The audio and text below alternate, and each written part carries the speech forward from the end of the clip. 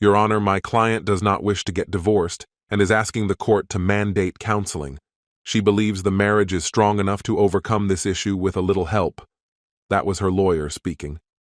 Her being Julie, my soon-to-be ex-wife if I had any say in it. My lawyer stood up.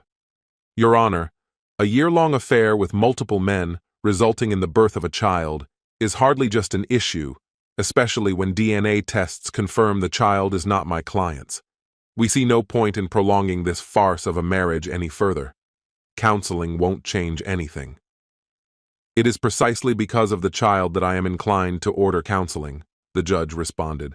A child needs a stable home to grow up in. If you think I'm going to raise that cheating woman's bastard, I interrupted loudly. My lawyer cringed. The judge slammed his gavel. One more word and I will hold you in contempt of court, he shouted at me. I am ordering 1 month of counseling with 2 sessions per week. You will attend, Mr. Stedman, or face consequences. He glared at me briefly, then hit the gavel again. That's all. Julie, my soon-to-be ex-wife, had a smug look on her face as I walked into the counselor's office. I'm Dr. Sullivan, but you can call me Gerald. May I call you Brian? He smiled at me. No, you may not. You will address me as Mr. Stedman, I replied. Brian, there's no need. Julie began. And you don't speak to me at all, I snapped at her.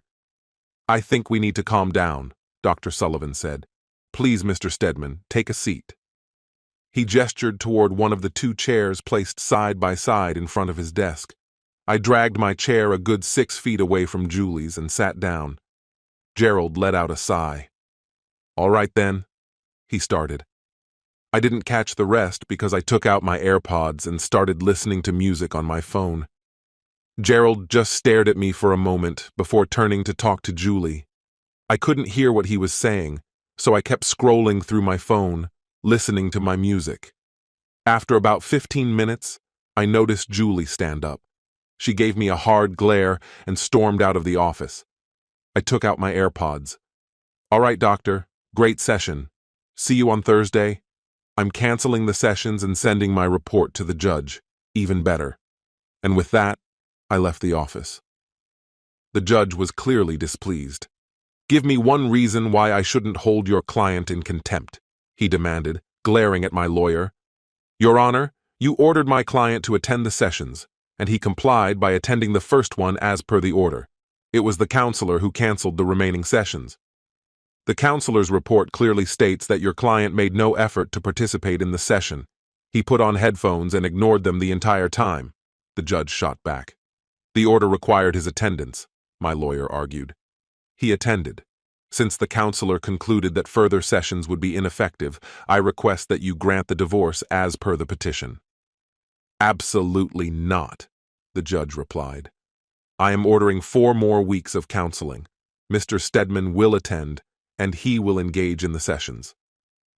The office was arranged exactly the same way as before when I arrived. 2 chairs, about a foot apart, were facing the doctor's desk. He sat behind it. The desk was bare except for a yellow legal pad and a photo of a woman, probably in her mid-30s, along with a child who looked about 6 years old. Mr. Stedman, the doctor said, please, have a seat. Once again, I started to move the chair. Julie reached out to stop me, and I recoiled. I'm letting you both know that any physical contact will be considered an attack and met with appropriate force, I said. Julie gasped, pulling back. I resumed moving the chair and then sat down. Once again, I took out my phone. Mr. Stedman, the judge ordered you to participate in this session, the doctor reminded me. I'm aware, I said. I'm using my phone to record the session to prove my participation. My lawyer informed me that some counselors can have their own agendas. Since my soon-to-be ex-wife has been seeing you for some time, I believe you may have already formed a relationship with her that could be biased against me. And what if I don't want you to record the session? The doctor asked. Then I'll go back to court and request a different counselor, I replied. I have that option. The only reason I haven't done it yet is that it would cause even more delays. Julie, how do you feel about the session being recorded? the doctor asked her. Whatever, she said, waving her hand dismissively. Can we just get started? All right, the doctor said. What I'd like to do to begin. Before we start, may I ask a question? I interrupted. Of course, he replied. You can ask questions at any time. I might ask you to hold off during certain parts of the process, but right now, go ahead. He smiled at me encouragingly. Have you slept with her yet? Julie gasped, but Gerald remained unperturbed. No, he replied calmly. Julie and I have never had and never will have intimacy. It would be inappropriate even if I wasn't already happily married. Is this the answer to your question? I nodded. I believed him. He was probably one of the few men Julie had met over the past year who hadn't slept with her. All right. As I was saying, I want to start by setting our expectations.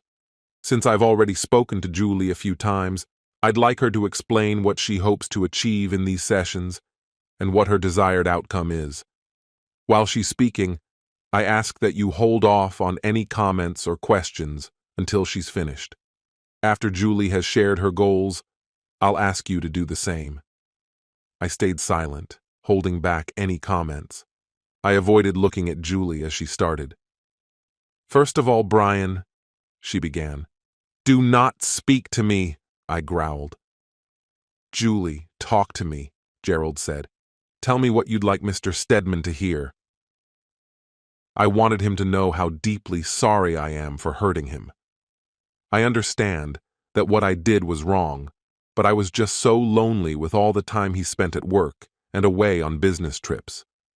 I realize now how much pain I caused, and if I could go back and change the past, I'd do anything to make it right. I love him more than anything in the world. I truly believe we can overcome this if he would just give me another chance. I would prove to him that I can be the best wife any man could hope for. We could raise our child together and give them a wonderful life, maybe even have another child. I want us to be together, and I know we can get through this. I believe we can. Gerald smiled at Julie. Okay, thanks, Julie. Now it's your turn, Brian. I mean, Mr. Stedman. What would you like to say? I gave him a cold look. I would like to see this lying, disgusting man suffer terribly, I said. Julia burst into tears and ran out of the room. That wasn't helpful, Gerald said. I'm not trying to be helpful. That woman cheated on me for a year with half the men in the city, got pregnant, and tried to claim the baby was mine. If I hadn't been suspicious and requested a DNA test, I'd be stuck paying child support for someone else's child. Tell me, Doc, how should I be reacting? It's normal to feel angry, but you need to move beyond that anger and consider what you had, he replied. Do you really understand what you're talking about? I snapped. Have you ever felt that the love of your life, the man you trusted with your heart and soul, whom you would do anything to protect, betrayed you so much that you doubted your own sanity? When I found out that this was happening, I wanted to do something terrible to myself. And did you notice that she never apologized for what she did? Not for sleeping with all these men, not for the countless lies, not for forgetting about her pregnancy, not even knowing who the father of the child was. The only thing you can be sure of is that it wasn't the person who was supposed to give birth to her child, me. So, since you have no clue what it's like to be in my shoes, don't just sit there with your holier-than-thou smile and your book knowledge telling me to overlook my anger. Right now, my anger is all I have left. Just let me get rid of that unfaithful bitch and try to piece together something from what she's left behind. Does that count as participating? I shot at him as I walked out of his office. Once I got home, I decided to prepare a bit for the next session. Maybe I could finally make my point. I asked Julie to let us have this session without her, Gerald stated as I walked into his office the following week. I believe we might achieve more if it's just the two of us to begin with. As long as this still counts toward the court-mandated counseling, I'm more than happy to avoid being in the same room with that woman, I replied, settling into my seat and placing the A4 envelope on my lap. Can we please avoid name-calling? It's not helpful and only hinders our progress, he urged. I'm not interested in being helpful. I just want to get through these sessions and get that unfaithful person out of my life for good. I never wanted to participate in these sessions. She's hell-bent on making me suffer as much as possible. She doesn't want the divorce because the prenup leaves her with nothing, so she's trying to force me to take her back. That's not going to happen. And what about the child? He is innocent. Shouldn't he be spared from... He's neither my problem nor my responsibility. By your logic, I should take in every person who couldn't keep themselves together and ended up pregnant. Those kids aren't my concern, and neither is this one. Why are you so convinced there's only one way this can turn out? You clearly cared for her deeply. Those feelings don't just disappear overnight. Your anger is hiding them for now, but once it fades, and believe me, it will, you'll realize there are still feelings you can build on, feelings that could help you restore your relationship and even make it stronger. That smile returned, and I wanted to hit him. It was time for him to experience a bit of his own medicine. I pointed to the picture on his desk. I complimented, "You have a lovely family. How long have you been married?" "We're not here to talk about my..." "It's been 11 years, if I'm not mistaken. You married your childhood sweetheart right after college. You waited to have kids, and then little Ethan came along. Is he 9 now? That picture must have been taken a couple of years ago." "How did you..." he began to ask. "But did you know your beloved Cheryl has her own secrets?" I continued. "Did you happen to know that when she claims to be at Pilates class on Wednesday afternoons while you're working, she's actually at the Motel 8 on Patterson, having an affair with her personal trainer?" "That's utterly ridiculous," he stammered, though I could see he was having doubts. He looked very pale. "Really?" I said, pulling several photographs from the envelope. I laid the photos on his desk one by one. They depicted a slender woman entering a hotel room with a young, muscular man. He had his arm around her waist, and they were looking at each other with affection. Next, I pulled out a DVD and placed it on his desk as well. There's also footage from inside the room if you want actual evidence of their activities. It's quite graphic, so I wouldn't recommend watching it. I made that mistake when I received my private investigator's report, and those images will haunt me for life. He looked as if he might be sick. "Oh, and one more thing," I said. "Ethan." "No," he replied quietly. "Please God, no." I pulled a DNA report from the envelope. It seems the fitness instructor isn't the first. He might be too young to be Ethan's father, but whoever the father is, it's not you, I said softly. He stood up and rushed into what I presumed was a bathroom adjoining his office. I heard him retching loudly into the toilet. "Do you understand now?" I asked, as he sank back into his chair, tears streaming down his face. He looked at me with empty eyes. "Can you see the pain she caused me and why I need to remove her from my life?" He nodded weakly. "Good," I said. "But there's one more thing you need to know." A look of dread crossed his face. "Is there more?" he asked, his voice filled with despair. "It's all a lie," I replied. "None of what I just showed you is real. As far as I know, your wife is as loving and faithful as you believed, and Ethan is indeed your son." "But the photos?" he questioned. "Photoshop. It's amazing what you can achieve with some Facebook posts and a bit of effort," I replied grimly. "If you had anyone competent examine them, they would confirm they're all fakes." I pulled more photos from the envelope. "To prove it, here are the originals I used to create them." His face was beginning to redden, and I wondered if he was about to lash out at me. "The DVD?" he inquired. "Blank," I replied. "What about the DNA report?"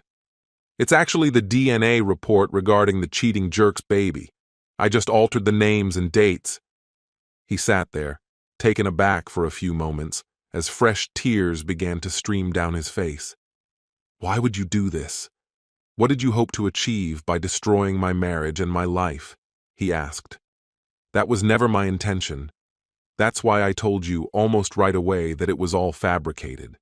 I never wanted you or your family to endure any lasting harm. I just wanted you, for once, to truly grasp the pain I experienced, the feelings of loss, anger, and hurt. You felt it for a few minutes. I'm still living it. Your temporary suffering is my everyday reality now. Being forced to sit here with that woman, listening to her talk about how she loves me and wants me back, means I have to relive this pain over and over again. There are laws against cruel and unusual punishment. Why don't they apply here? I just want to move on, to try and salvage what little I have left and get on with my life. Why can't you and the courts allow me to do that? I collected all the documents from the table and put them back into the envelope. I'll leave this with you to dispose of, I said. I truly regret having to do this, but I needed you to understand. Then I left his office. Your Honor, I have the report from the court-ordered counseling that my client was required to attend. My lawyer spoke again to the judge. I have a copy, the judge replied gruffly.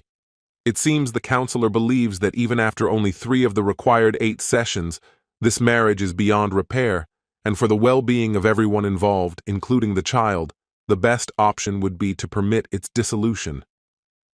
Yes, Your Honor, I request that you finalize the divorce as outlined in the petition. The judge fixed his gaze on me for a long moment. I focused straight ahead, avoiding eye contact. Granted, he finally declared, striking his gavel.